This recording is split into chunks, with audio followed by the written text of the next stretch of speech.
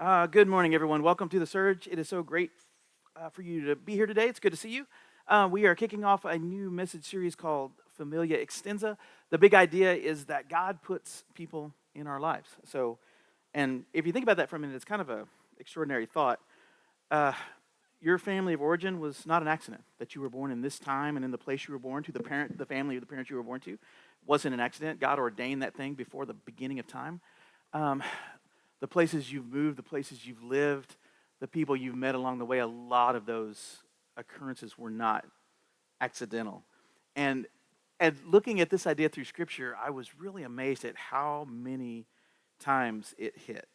That God creates a web of relational connections from the beginning of time till to today, and it's unbroken with His purpose and His will. It's unbroken, and it's just incredible.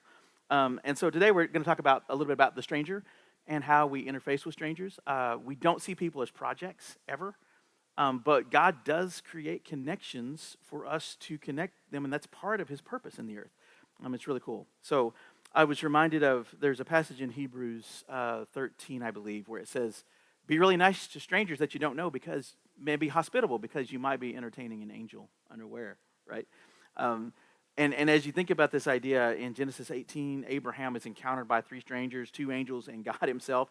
And He says, "Oh, let me cook you some food. Let me make you some bread." And like He feeds them, and they reinforce the promise that they'd given him. You have Rahab, who was a stranger, but who becomes a friend to Israel and eventually part of the family. She's in the line of Christ. Same thing with Ruth.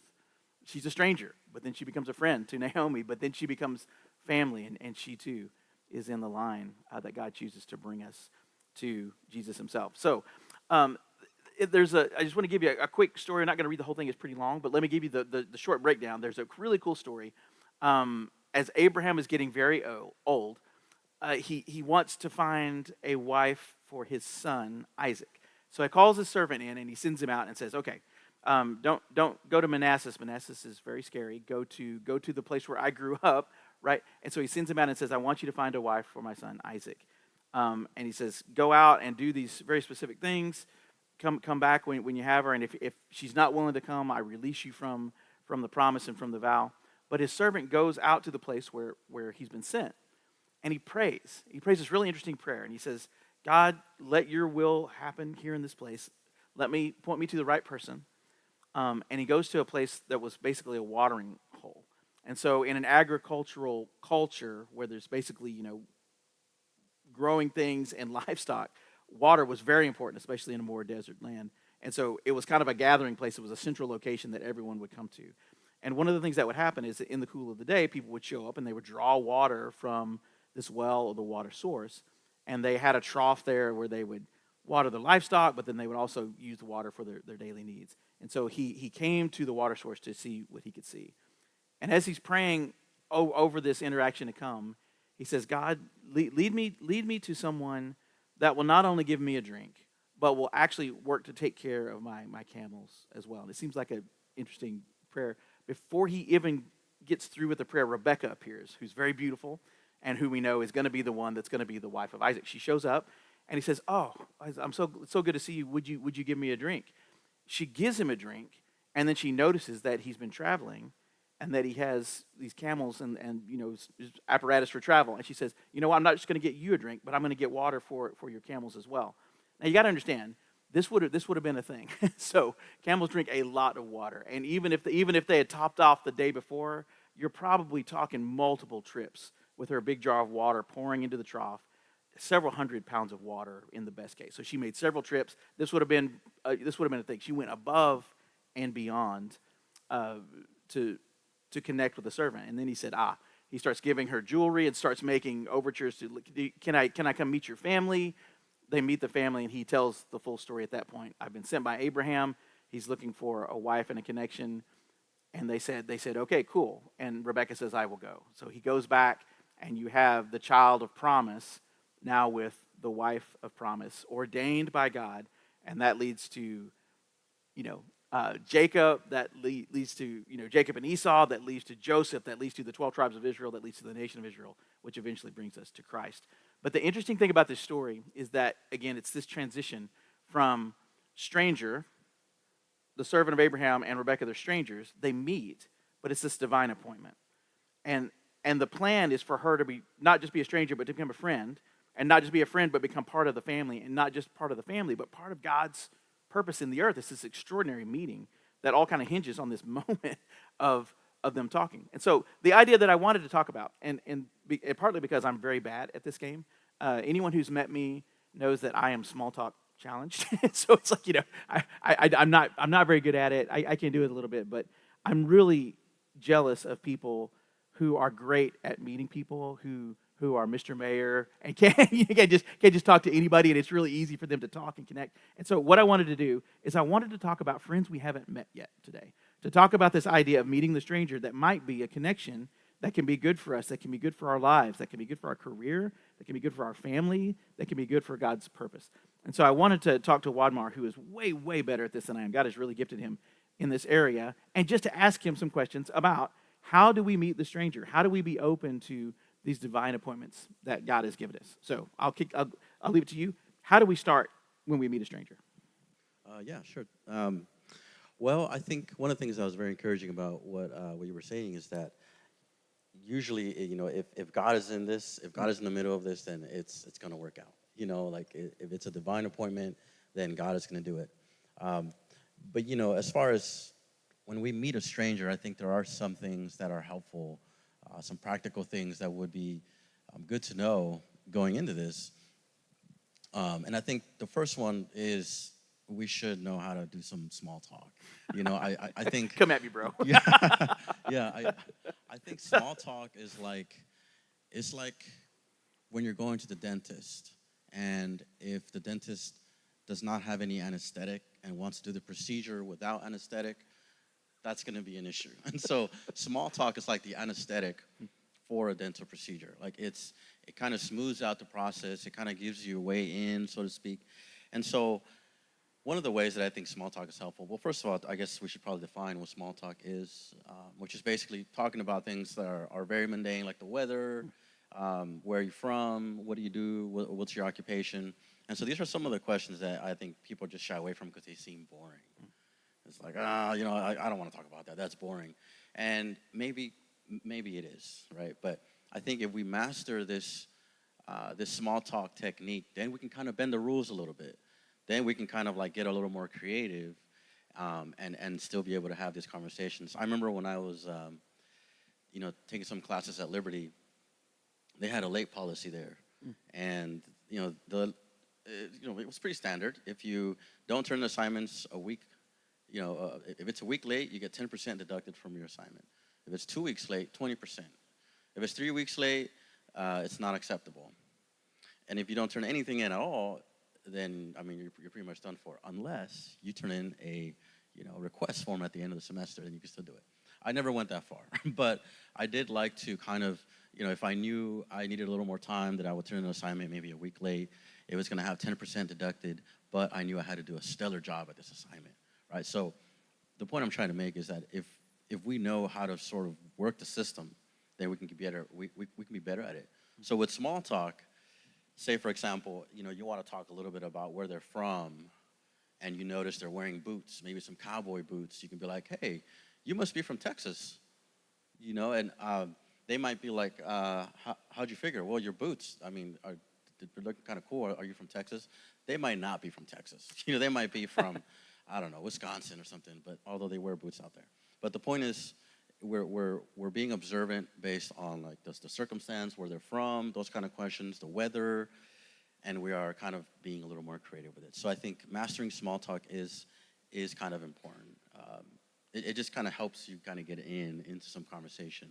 That's interesting because even in the Rebecca story, he doesn't lead with, "I have come to wed you to my master's son. I'm here to drag you off and marry Right. you." He's like, "Can I have a drink of water?" Right? He leads with something small, Yeah. right? With something good. Yeah. That's a nice transition to Yeah. bigger things ahead. Yeah. Yeah. But yeah.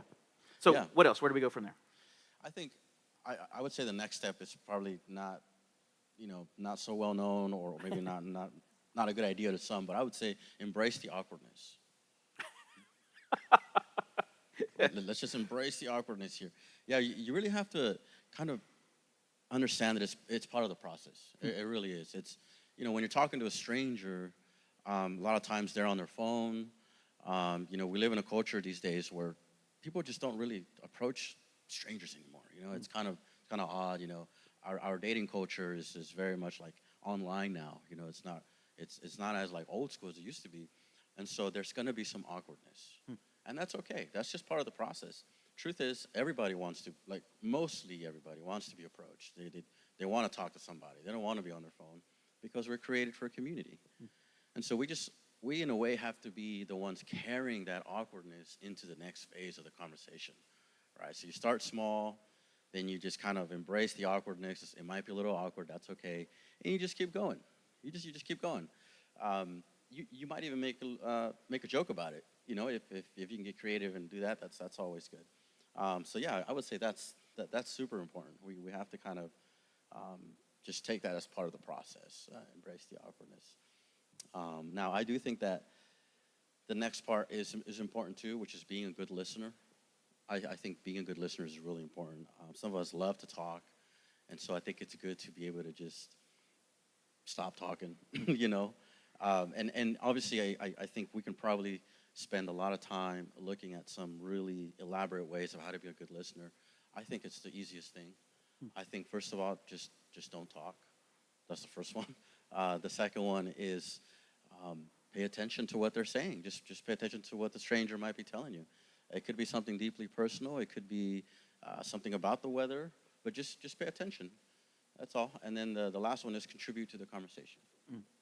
It doesn't have to be like scary complicated. You can just say something like, "Oh yeah, wow," just kind of contribute. To sort of keep things moving. So yeah, I would say that that's very important. And I think the next one is also super important, which is asking the right questions. We live in a very sensitive culture. If you say the wrong things, you could really deeply offend somebody. And so we do want to be aware of that. And so asking the right questions is super important. You might not want to be like, "Hey, yo, Trump's awesome," right? Like yeah, maybe the great president or the greatest president. Right. What do you think? That's right. Yeah, May not be the best place to start. may not be. Yeah, so maybe shy away from some of those really really troublesome conversations. I would say not go too deep in anything like, "Hey, what's your most traumatic experience you've ever had as a kid?" Like you don't. And they start crying. Right. Yeah, All of a right. sudden you're the therapist. Yeah. And so it's not recommended that we do that. So asking the right questions is important. It could be something simple, again, about the weather, maybe following up on something they're saying. So if we're paying attention and, they say something that you might be familiar with, "Oh, tell me more about the weather out in, Delaware. That sounds interesting. I've always wondered what it was like." So you're just kind of asking questions pertinent to the conversation that are not offensive. Do you have some go-tos there, or do you bounce off of where the small talk has been and just kind of look for an opening there? I mean, or do you have some good go-to questions that you have? That's a good one, yeah. To be honest, I don't have a set of questions you could ask. Could you write some for me? Because Absolutely. that would be helpful. Yeah. This time it'll be free, bro, but next time I'll have to charge. Yeah. But actually, and a good tip would actually be to go to like ChatGPT or Google, and actually some pretty cool, you can type on there good icebreaker questions or good conversation questions. And I mean, I've done this, honestly. I've done this. And so it is helpful, but I would say it's best to be as organic as possible, And so again, you really want to be just paying attention to what they're saying. You want to be kind of listening, and that way you can contribute based on what's going on in the conversation. But I do understand that sometimes it's hard to really relate, right? It's really hard I can't relate to anything they're saying. So yeah, it might be good to maybe do a Google search or something and find something that could be a little helpful. This next step I think is super important too, and not a lot of us are good at this, but that's okay, which is practicing empathy. Or another way to word that would be find something that you can relate to the stranger. Being empathetic basically just means you are trying to put yourself in their shoes. You're trying to see things from their perspective. And so we may not, feel the empathy, but that's okay. We can always have phrases that show that you are trying to be empathetic. Things like, "Wow, that sounds like you went through something difficult. I can understand what that might be like." Or, "I can only imagine what you might have gone through." Something like that. It shows that you're You're taking yourself out of yourself and putting yourself in their world Hmm. and saying, oh, okay, I understand what you're saying. And so, you know, Jesus was very, very compassionate, and he had a great ability to show his compassion towards people, and have that empathy. And so, one of the reasons why I think God is so relatable to us is because he came down and became like one of us. Hmm. What a great demonstration of the Father to us, and just this galactic, cosmic, empathetic move from the Lord. Like, here, I'm gonna, become a human being like you guys. So now we can relate to the Father. And so empathy is important. Yeah, that's really interesting. It would tie into being a good listener as well. It's not just listening to what they're saying, maybe, but also just being aware of body language if they're in distress, or if they seem nervous or twitchy, or or something. Maybe there might be an opening. And again, not to beat on the story too much, but in the story of Rebecca and Abraham's servant, I was kind of seeing this from the perspective of the servant coming in and watching, what's going on, surveying the landscape, and trying to find the connection. But also, this was a Rebecca was also meeting a stranger, right? So there's this guy that shows up, and she doesn't, like, to your point, she is a good listener, and she's empathetic in the sense of, she sees him, she gives him a drink of water, but she also notices that he's been traveling and goes, I could help this guy. He's probably tired. He's been on the road. I could help out with the camels. And so she goes above and beyond to do that, to be empathetic, to be a good listener, to find out to put herself in his shoes. Oh, it'd be really nice if the camels were watered. Well, I've got a jar. So it's like she jumps in. And so, but that strengthens the connection and really propels her into the divine connection, even when she was just being kind, and she was just being a good listener, and practicing empathy like you're talking about. Yeah. Yeah, absolutely. And also there's a way for being sort of positive empathy, having positive empathy, which is sort of like if they share something like a fun experience at the beach in Florida. Oh, yeah. You can say something like, "Wow, me too. I've been there. I've been exactly, where you were, and it was just as much fun. Wow, what do you think of the ice cream that they have out there? I don't know, something." And so you now put yourself in their shoes in a positive light also, and so that creates that connection. And so that's really what empathy is supposed to do: create a connection, and so that we can actually be able to have a conversation with strangers and possibly talk with an angel. Who knows? The next one's also super important, very similar, but a little more specific, which is being culturally sensitive, having an idea of, what the differences between cultures. And so, I mean, I think this is huge. Like, say, for example, some cultures are loud and boisterous. Some Latin American cultures are like that, Middle Eastern cultures, and it's not wrong. That's just the way they communicate. And so if we want to talk to a stranger and they're like raising their voice, or they just speak at a higher volume, that may just be the way they are. They may not be angry at all. We do have to be careful, of course. We just don't know. Someone might be on drugs. But what I'm trying to say is that we just got to be aware. There's other cultures that perhaps don't really dig too much eye contact. I know some cultures really appreciate the steady eye contact, firm handshake, and all this, and really being present. But some cultures really don't really appreciate that. And so it really depends. You kind of have to meet them where they're at. And again, that's what Jesus did. He met us where we're at. He continues to meet us where we're at. So having this sense of being culturally sensitive, I think, is super important. And also not to assume, not to say, oh, I lived, in Africa for so many years. I understand the culture very well. And so when you see someone, you might want to assume that you know. But it's always good to treat everything in a case-by-case scenario. Don't assume you know someone 100%. Just, again, be a good listener, ask the right questions, have empathy. All these things, I think, are really important to talk to a stranger. And, of course, the last one is have fun with it. I think you got to have fun with it. I think whenever we hear a list from the pulpit, or like on a Sunday morning, we hear a list of things we can do, I think we automatically might take that way too seriously. Like, okay, Lord, you spoke to me. I'm going to do this, and I will. It reminds me of a story in the book of Judges where this prophet says, Lord, I will give you anything, whatever comes through my front door, whatever comes out of my front door, I'm going to give you if you deliver me from the enemies. And then, like, it ends up being his daughter. So he has to, like, give up his daughter to the Lord. And it's, like, a very sad story. But the point is, for something like this, I think we can have a lot of fun with it. Meeting a stranger in the street, or at an event where we are at the coffee shop, I think it'd be very fun. It could be nerve-wracking, sure, but it just takes a little practice, and so you just gotta enjoy the moment. You gotta enjoy the moment. Um, Try to crack a joke or two. Again, I Google, man, and ChatGPT is just a wonderful tool to look for things like that. Like, what's a good joke to say in Falls Church, Virginia? Like it'll literally break it down for you, and you can just throw a few jokes in there. So, yeah, I would say those things are really helpful for talking to strangers and being a blessing to people. Yeah, Yeah, that's really good. If you would, just give Wadmar a hand if this has been helpful or interesting at all. thank you. The cool thing about this is this can help with, it can help with dating, it can help with career, it can help with jobs, it can help with other things, but it can also help with these divine connections that God will sometimes bring us, like the meeting with Rebecca. The other thing that I was really trying to do here is, so Wadmar, like one of the things that is happening here at the Surge is we have a lot of interesting people around the edges, and everybody in the room is included in that, by the way. But God is doing something amazing here, and he's building a group of people that have different talents and different capabilities and different gifts, if you will. And part of Wadmar's gift is he has what I would say the gift of evangelist. And the evangelist does a couple of things. One is he will have a tendency to meet people who are ready to talk about, like, no kidding, coming to faith, right?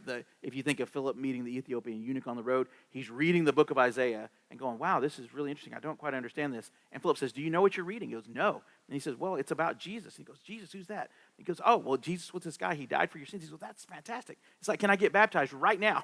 And so the evangelist is going to just kind of stumble into people who are ready to go. I mean, they are primed and ready.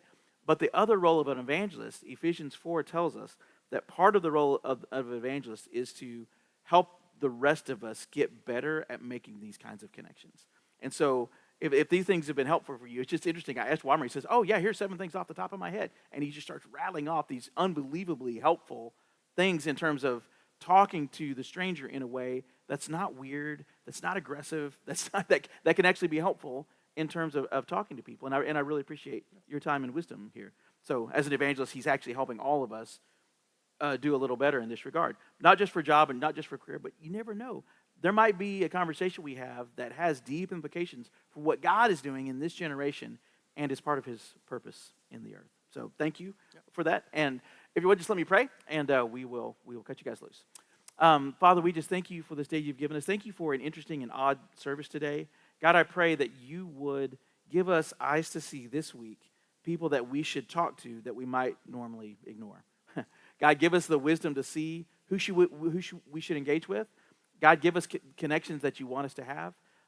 Help that propel us forward in life, in friendship, in work, in love, in career, in your purpose, and in the connections that you want us to make. God, I pray that you would let us be friendly so that we could have friends, that we would be open to these kind of conversations, because sometimes people just deeply need to connect. And a small act of kindness on our part, the drink of water, can lead to something really, really extraordinary. God, you led us from strangers to friends to family. And I pray that we would be sensitive to you doing that with other people that may be put in our path. So God, I pray that you would help us be friendly, help us connect well, and that you would give us a great week this week. In Jesus' name. That's all that we have for you. Thank you so much for joining us. And again, thank you for letting us do a little bit of an unusual service today. We love you guys and honor you guys. And everybody have a great week and Godspeed.